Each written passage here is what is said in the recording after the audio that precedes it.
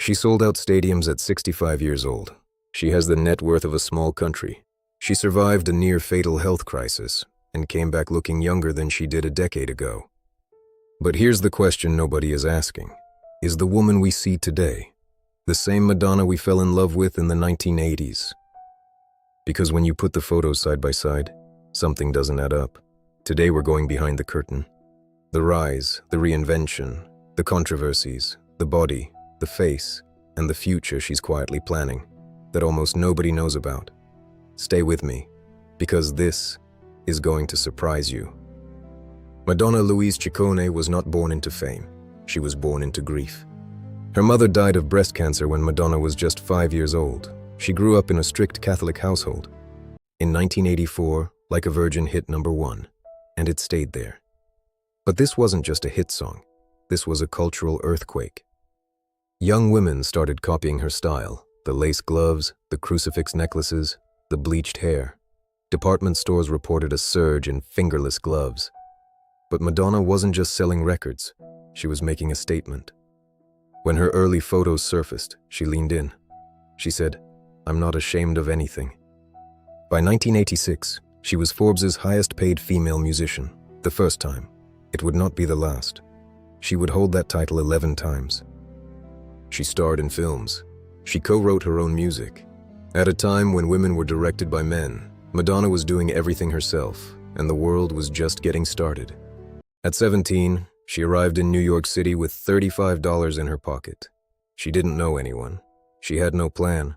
She later told an interviewer she was terrified. But she refused to go home. She worked at a donut shop. She modeled for art students to pay rent. She worked at a donut shop. She modeled for art students to pay rent. She slept in rehearsal spaces. She picked leftover food from strangers' plates, and she danced every single day. She trained obsessively at the Alvin Ailey American Dance Theater, one of the most demanding schools in the world. Then she picked up a guitar, then a microphone. The producer didn't think she was anything special. By 1984, she was the most talked-about woman on the planet, and the world had never seen anything like her. In 1989, her Like a Prayer video featured burning crosses and a black Jesus. Pepsi pulled a $30 million deal within 48 hours. Madonna kept the money. She kept the video. She didn't apologize. The Vatican condemned her, but her concert tour sold out in every city. This became her pattern. The Sex Book in 1992, the Blonde Ambition Tour, the Cone Bras, the erotica album that critics hated, and that is now considered ahead of its time. She was called desperate and shameless, but young women kept buying her records. She became the best-selling female music artist of all time, and she wasn't done.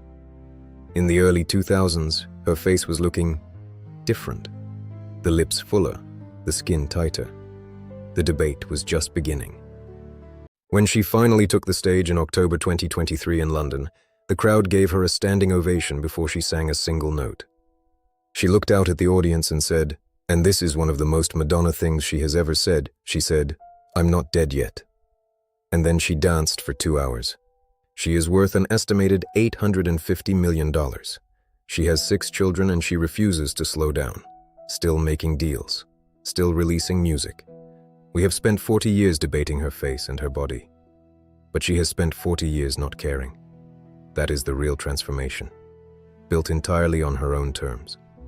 She does not stop. She does not apologize.